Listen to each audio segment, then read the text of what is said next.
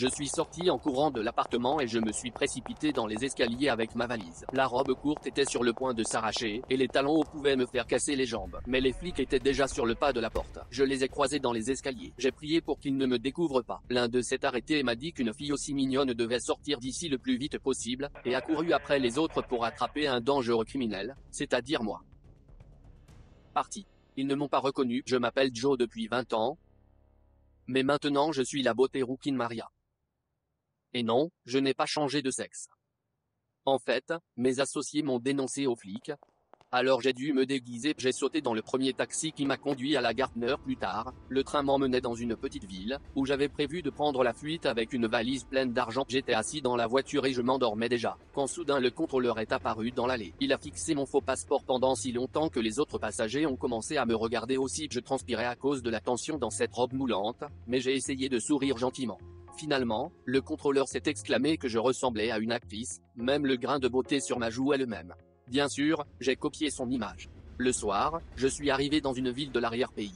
Dès que je suis descendu du train, un homme longiligne s'est précipité pour prendre ma valise, j'étais prêt à le frapper. Mais ensuite j'ai réalisé qu'il essayait juste d'aider une jolie femme, je lui ai juste donné la valise, et il s'est immédiatement enfui. Le temps que j'enlève mes chaussures, l'ordure avait disparu, tout est parti. Il ne me restait plus que ma trousse de maquillage et quelques dollars. Pour la première fois de ma vie, je voulais aller à la police. Mais c'était une mauvaise idée, j'ai dû passer la nuit à la gare.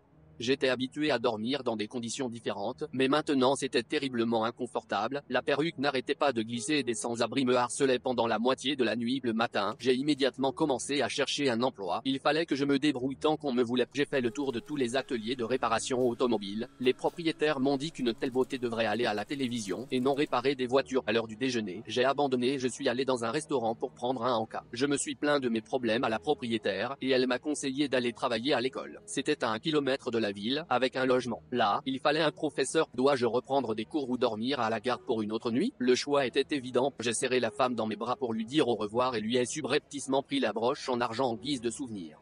Je n'ai pas pu résister. Mais tout ça, c'était pour me déguiser en professeur. Il porte toujours des bibelots comme ça. 1 heure plus tard, j'étais devant le portail de l'école. J'ai tout de suite été troublé par les barbelés au-dessus de la clôture. Le panneau indiquait que c'était une école militaire pour garçons. Au moins, ce n'était pas une prison. J'ai passé l'entretien sans forcer, quelques clins d'œil ont suffi pour mettre l'affaire dans le sac.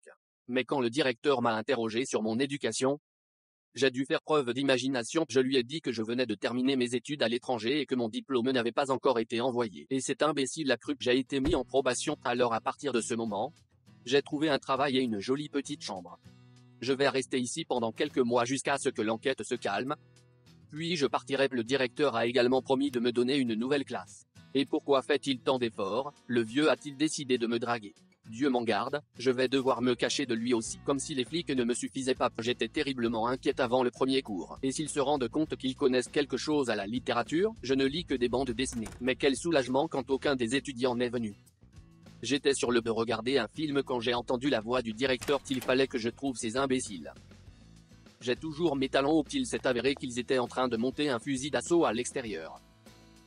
Je leur ai pris l'arme et l'ai rapidement assemblée, en racontant une histoire folle sur l'esprit du soldat qui s'est installé dans le fusil. Pendant ce temps, un type en costume de sport est venu nous voir. Il s'est avéré être le professeur d'EPS local, Tom. Il m'a regardé avec un sourire si désagréable que j'ai voulu le frapper. Mon Dieu, pourquoi tout le monde dans cette école est-il si intéressé à me voir? Je me cache des flics, au fait, je ne veux pas aller en prison. Le lendemain, le même macho est venu à mon cours. Et devant tous les élèves, il a dit que j'étais le plus beau professeur du monde, et il m'a demandé de sortir avec lui, et il l'a fait avec tant de désinvolture, comme s'il s'attendait à ce que je tombe à ses pieds de joie. Pas question. J'ai dit que je ne sortais pas avec des hommes. Ses yeux se sont élargis. Mais qu'est-ce que j'ai dit? Les enfants ont éclaté de rire. C'était gênant, mais mes cours étaient tout simplement géniaux. Une fois, j'ai refait Roméo et Juliette et je leur ai dit que c'était une histoire vraie, et que cela s'était passé dans une province lointaine avec ma tante. C'est là que j'ai appris à assembler des fusils d'assaut, quand toutes les épées ont été enlevées. Les garçons étaient ravis, ils ont appris des poèmes par cœur. Je crois que je commençais à aimer travailler comme professeur, mais Tom ne pouvait pas se calmer. Dans la salle à manger, il m'a apporté un gâteau en forme de cœur. Devant les autres professeurs. C'était tellement frustrant. Je l'ai fait tomber par terre et j'ai dit à Tom que je n'étais pas une femme qui me donnait de fichus gâteaux. Tom est devenu rouge et est sorti de la salle à manger en criant que je le regretterais. J'étais sur le point de réaliser le premier test.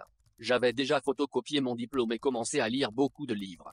J'ai donc réussi à concocter le test d'une manière ou d'une autre en utilisant l'internet la veille. J'étais si inquiète que je n'arrivais pas à dormir. J'ai dû dormir dans une chemise de nuit de femme pour garder le secret. Et ce n'est pas très pratique, actually. Et puis j'ai entendu frapper à la porte, j'ai sauté en l'air, j'ai mis une perruque et une robe, j'ai ouvert la porte et j'ai vu mon élève. En larmes, il m'a dit que Tom, le professeur d'EPS, essayait de le persuader de me piéger pendant le test. Le gamin était censé me donner l'argent, et l'autre gars était censé prendre une photo.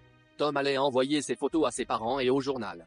J'étais furieux, personne ne peut m'accuser de quelque chose que je n'ai pas fait. J'ai fait irruption dans la classe d'EPS ce matin. Tom était si heureux de me voir jusqu'à ce que je le torde avec mon mouvement de signature. Apprenez, les enfants, je n'ai lâché prise que lorsque j'ai senti mes faux seins glisser jusqu'à mon nombril.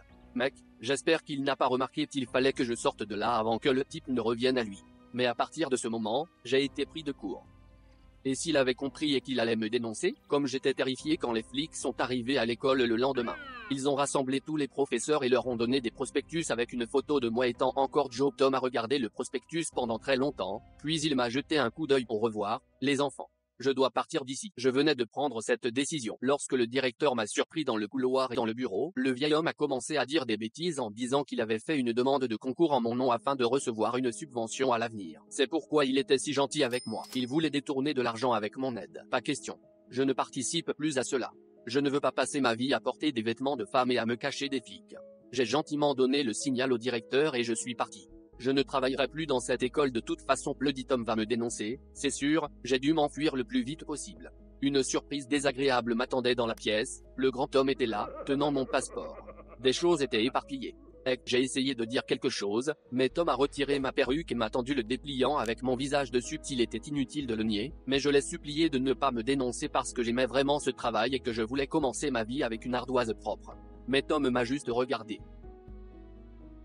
Dans ses yeux, j'étais un criminel pathétique.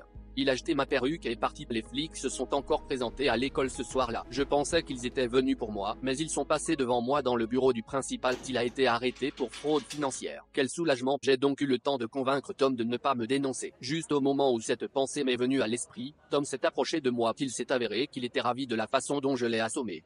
Et comment? C'est une ruse secrète de la mafia italienne. Il a promis qu'il ne me dénoncerait pas si je lui expliquais la technique.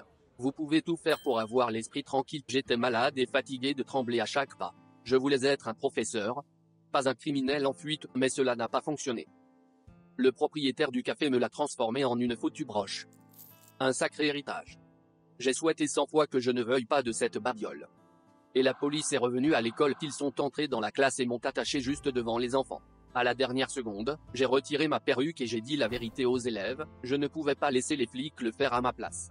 Et me voilà, avec mon 3e mois de prison. Je n'ai pas changé d'avis sur le fait de devenir professeur, et quand je sortirai, je trouverai certainement un emploi à l'école. Mes anciens élèves ne m'ont pas oublié, ils me rendent visite et m'apportent même des colis.